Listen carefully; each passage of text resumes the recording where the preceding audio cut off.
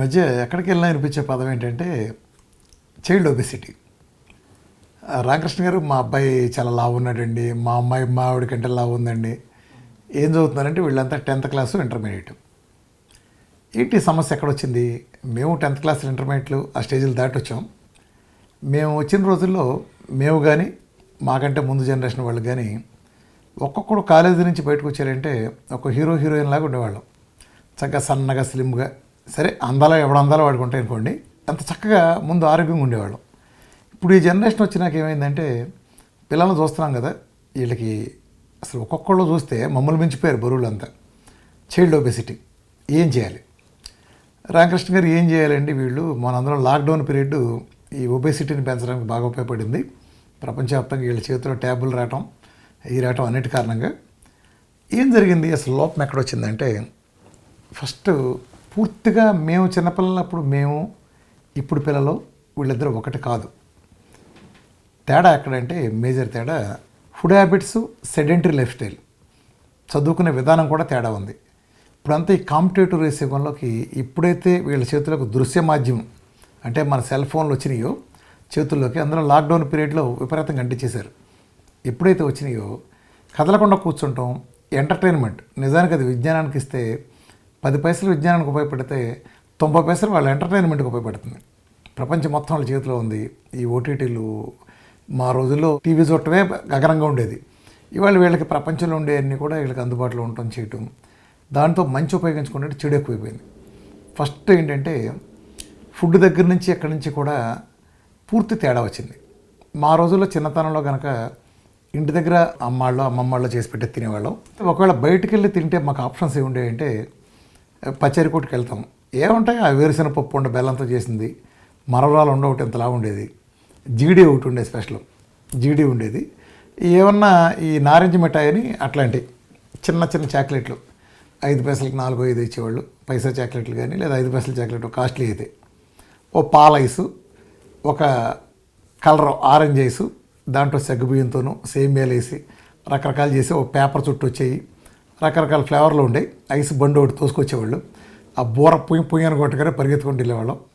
So ఇలాంటి బడ్డీ దగ్గరికి వెళ్ళి ఏముంటాయి? అరటికాయలు ఎలాడదీసి ఉండే, లేదా సోడాలు ఒకటి ఉండే, మట్టి దాంట్లో పెట్టి సోడాలు, దాంట్లోనే మహా అయితే ఒక గోల్డ్ స్పాట్, అది తాగితే పెద్ద షౌకర్ కింద లెక్క, నిమ్మకాయ సోడాలు మామూలుగా చేసి ఇచ్చేవాళ్ళు. లేదా ఇది. సో ఇందులో ఆరోగ్యానికి హాని చేసి ఏమీ లేవు. లేదా ఏదన్నా మిఠాయి షాప్కి వెళ్ళినా బెల్లం జిలేబీ లేదా బెల్లంతో చేసిన మిఠాయి, అన్నీ బెల్లంతో చేసినవి ఉండే, ఏదో ఒకటి మన ఇంట్లో చేసుకునేలాగా. ఇంటి దగ్గర కూడా పెద్దాళ్ళు ఎప్పుడు చూసినా మేము పప్ప అంటాం, ఈ స్నాక్స్ అన్నీ ఆరోగ్యకరమైన అందుబాటులో ఉండేవి. ఇంట్లో అమ్మలతో తయారు చేసేవాళ్ళు. ఇవాళ జనరేషన్ ఏమైపోయిందంటే ముఖ్యంగా మన పెద్దాళ్ళలో అమ్మలకు బద్ధకం పెరిగిపోయింది బాగా. వీళ్ళ బద్ధకం ఎప్పుడైతే పెరిగిందో, వీళ్ళ ఎంటర్టైన్మెంట్ ఏర్పడిందో, ఇప్పుడు ఈ జొమాటోలు, స్విగ్గీలు ఇవన్నీ మొదలైనవి. ఇక ఎవరికాళ్ళు ఆర్డర్ ఇచ్చుకోవడం మొదలెట్టేశారు. ఎవరు దొరికింది వాళ్ళకి. ఒకవేళకి ఇంటి దగ్గర ఈవిడికేమో చేసే ఓపిక లేదు. సౌకర్యాలు ఎంత పెరిగితే అంత ఇటు తగ్గిపోయింది.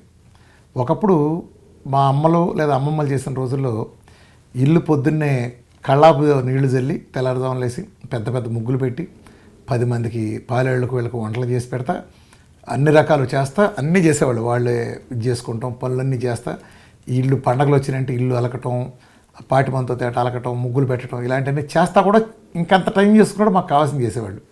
ఇవాళ అన్నీ ట్యాప్ తిప్పి వాటరు. ఆ రోజుల్లో కావిడితో కానీ నీళ్లు తెచ్చుకునేవాళ్ళు, లేదా పంపు కొట్టేవాళ్ళు, బావిలో నీళ్లు. పనులన్నీ తగ్గిపోయినాయి. అంటులు తవ్వాలంటే పెద్ద తతంగం, పొయ్యి కట్టెల పొయ్యి అంటించి ఇదంతా ఉండేది. ఇవాళ టక్ అంటే గ్యాస్ పేలుతుంది, చక్కని తిప్పితే ఈ నీళ్లు వచ్చేస్తున్నాయి. అంటులు తవ్వడం కూడా సబ్బులు వచ్చేసినాయి. ఆ మసిలు గిసులు పని లేదు, అసలు ఎక్కడా లేదు. స్విచ్ చేస్తే లైట్లు, బాత్రూమ్కి బయటికి వెళ్ళే పని కూడా లేదు. మాకు బాత్రూమ్లు దూరంగా ఉండే, అటాచ్డ్ బాత్రూమ్లు, సౌకర్యాలు అన్నీ పెరిగిపోయినాయి. ఎన్ని లిఫ్ట్లు, ఇంట్లోనే లిఫ్ట్లు అన్నీ రకరకాలు వచ్చినాయి. ఇన్ని వచ్చిన తర్వాత నిజానికి చాలా టైం దొరకాలి వంట చేసి పెట్టడానికి, కానీ అస్సలు దొరకట్లా. టైం ఇంకా బిజీ అయిపోయింది. సో పిల్లలకు వండి పెట్టడానికి కుదరట్లా. సో దాంతో వాళ్ళు బయటకు వదులుతున్నాం. వాడు బయటికి వెళ్తే తినడానికి 1,00,000 ఆప్షన్స్ ఉన్నాయి. వాళ్ళ మొత్తం క్యాన్సర్లు తెచ్చిపెట్టాయి. మ్యాక్సిమం ఏ ఉంటాయి కదా, లేసులు, ఆ కుర్కురేలు, పనికిమాల చెత్త, సంవత్సరాల క్రితం చేసిన పదార్థాలని నిల్వ ఉండే కెమికల్స్ వాడటం, అజినోమోటో లాంటివి, ఆ సాల్ట్స్, ఆ షుగర్సు, ఆ జంకులు, హై గ్లైసిమిక్ ఉండే ఆ కూల్ డ్రింక్స్ మొత్తం ఏ టు జెడ్, అసలు ఒకటని కాదు రెండని కాదు, టోటల్ జంక్ వచ్చేసింది. పోనీ ఏమైనా ఉప్మా లాంటి మా రోజుల్లో తింటే ఒక వెరిసిన పప్పులు ఇచ్చి బెల్లం ముక్క ఇచ్చేవాళ్ళు, అది తినేవాళ్ళం. లేదా సున్నుండ చేసి అప్పటికప్పుడు ఇసిరేసి సున్నుండ బెల్లంతో కానీ పంచదారతో ఇంత నెయ్యి వేసి చేసేవాళ్ళు. ఇప్పుడు ఏమైపోయింది, అంతా రెడీమేడ్ నూడిల్స్, మ్యాగీలు, ఏది తిన్నా మైదా పిండి చెత్త అంతా ఉంటాం రెడీమేడ్. ఇలా పోతే అలా ఏదో పోతే పొయ్యి మీద పెట్టయితే రెడీ అయిపోతాయి.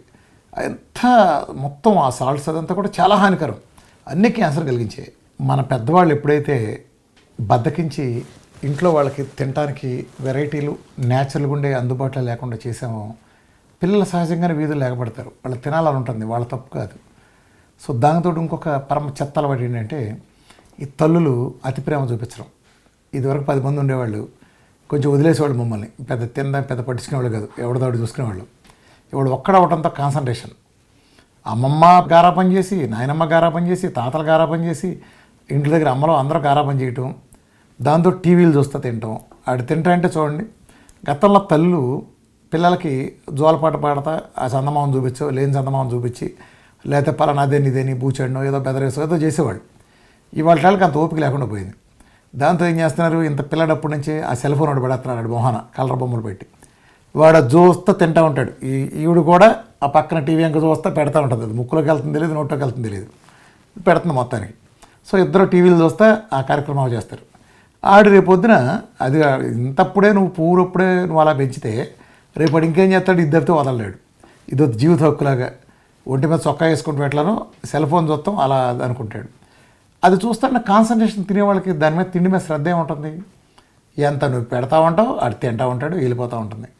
ఏదో జంకు బొంకు రుచులన్నీ చేసి ఇవన్నీ జరిగి ఏమవుతుంది, వాళ్ళకు ఉండే సెల్ల పరిధి కొంచెం. మీరు విపరీతంగా పెడతారు, పిల్లడు తింటే బలం అని. తింటే బలం రాదు, తినే దాంట్లో సారం ఉన్నది తింటే బలం వస్తుంది. ఒక ఇంత కంచనుండా ఇంత తెల్లన్నం పెడితే ఓ పచ్చరో లేకపోతే మజ్జిగ కలిగితే బలం వస్తుందా?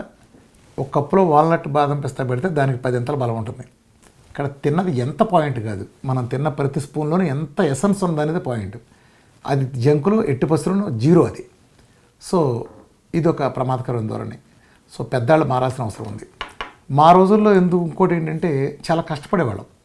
ఇప్పుడు ఒక సమ్మర్ హాలిడేస్ సంథింగ్ వస్తే హాలిడేస్కి మేము వెళ్తే ఏం చేసేవాళ్ళం, ఎవరి దగ్గర చుట్టాలింటికి వెళ్ళా అందరం కలిపి సబ్జాను లేకపోతే ఫిజికల్ యాక్టివిటీ ఉండే ముద్రబాలు లేకపోతే చెట్టు మీదకి వెళ్ళటం. అసలు మేము ఎక్కడ చెట్టు ఊళ్ళో ఉండేది కాదు. నేను మా అమ్మమ్మ గారు ఊరు కోసూరు అనే విలేజ్లో పెరిగాను. మా ఊళ్ళో కానీ మా అమ్మమ్మ గారి ఊళ్ళో కానీ అసలు నేను ఎక్కి దిగని చెట్టు లేదేమో మా చిన్నప్పుడు. ప్రతి చెట్టు అంటే అది ఎక్కందే ఇది మాది కాదు మేము అనేది ఉండేది. నేరేడు చెట్లకి నేరేడుకాయలు పైకెక్కి పొద్దున్నే ఇవాళకి మళ్ళీ మాకు మార్కెట్లో కొన్ని అలవాట్లేదు. తెల్లారుజున పరిగెత్తేవాళ్ళం, నేరేడు చెట్లు ఎక్కేసేవాళ్ళం. ఓ సంచి ఏదో క్లాత్తో చేసిన సంచిలో ఉండేవి, జాగ్రత్తగా చెట్టునే కోసి పెట్టుకునేవాళ్ళం. కింద తినేవాళ్ళం కాదు, పాడైపోతాయని. ఈత చెట్టు ఉంటే పొలోమంటే వెళ్ళిపోయేవాళ్ళం. ఈతకాయలు ముగ్గేయడానికి కింద పొద్దున్నే చూస్తే రాలిపొడి ఉండేది. ఆ రాలిపొడిని కింద గిడ్డ బొడ్డు వేసేవాళ్ళం. ఆ రాలిపొడి ఉన్నాయి కనుక ఆ బురదో ఆ తింటే ఉండే టేస్ట్ ముగ్గేసినట్టు రాదు. తినేది కాస్త సారవంగా ఉండేది చూడండి. పిల్లలకి పాలు లాంటివి టోటల్గా అవాయిడ్ చేయండి. ఎందుకనేది నేను వేరే వీడియోలో వివరంగా చెప్తాను. పెరుగు లాంటి మజ్జిగ లాంటివి వచ్చి తప్ప. అట్లానే సీజనల్ ఫ్రూట్స్ అలవాటు చేయండి. నట్స్ తింటాం అలవాటు చేస్తే అట్లా అలవాటు చేయండి. ఇంట్లో కూడా బెల్లంతో చేసిన ఐటమ్స్ ఏది చేసినా సరే పంచదారని అవాయిడ్ చేసి బెల్లంతో చేసిన స్వీట్స్ కానీ సహజంగా చేసిన కనుక మీరు చేస్తే పిల్లలు ఎగబడకుండా ఉంటారు. అట్లానే మంచి ఆరోగ్యకరంగా వాకింగు, స్విమ్మింగు, సైక్లింగ్ లాంటి లేదా ఏదైనా స్పోర్ట్స్ లాంటి హ్యాబిట్స్ అలవాటు చేయండి. ఎప్పుడైతే ఆటల్లో పడ్డారంటే వాళ్ళు మిగిలిన కూడా మర్చిపోతారు. ఆటోమేటిక్గా ఈ సెల్ ఫోన్ ప్రపంచం నుంచి దూరం వస్తారు. రిస్ట్రిక్షన్స్ పెట్టండి, టైం చెప్పివ్వండి. ఆట ఆడుకున్న రోజే సెల్ ఫోన్ ఇచ్చే కండిషన్ పెట్టండి. కనీసం ఒక గంటన్న చెమటలతో ఇంటికి వచ్చిన రోజే అనేది పెట్టి ఇలాంటివి చేయండి, తప్పులేదు. ఇవ్వనొద్దు, దానికి కావాల్సిన అర్హత ఒక గంట ఫిట్నెస్ చేయడం ద్వారా మీరు కొనుక్కోండి అనే విధంగా చెప్పండి. అర్హత కొనుక్కుంటారండి. అలాంటి కనుక పాటిస్తే చక్కగా తగ్గిపోతుంది. ఏ సందేహం అన్నా మీరు కింద కనిపించే 924647కి మీరు మెసేజ్ పెడితే చిల్డ్రన్కి అడ్వైజ్ చేసే సెపరేట్ గ్రూప్స్ ఉన్నాయి. వాటిలో జాయిన్ చేస్తాం గ్రూప్స్. అడ్మిన్ సలహాలు తీసుకుంటా జాగ్రత్తగా చేస్తే పిల్లల ఒబేసిటీ అనేది చిటికేసినంత ఈజీగా తగ్గిపోతారు. Thank you.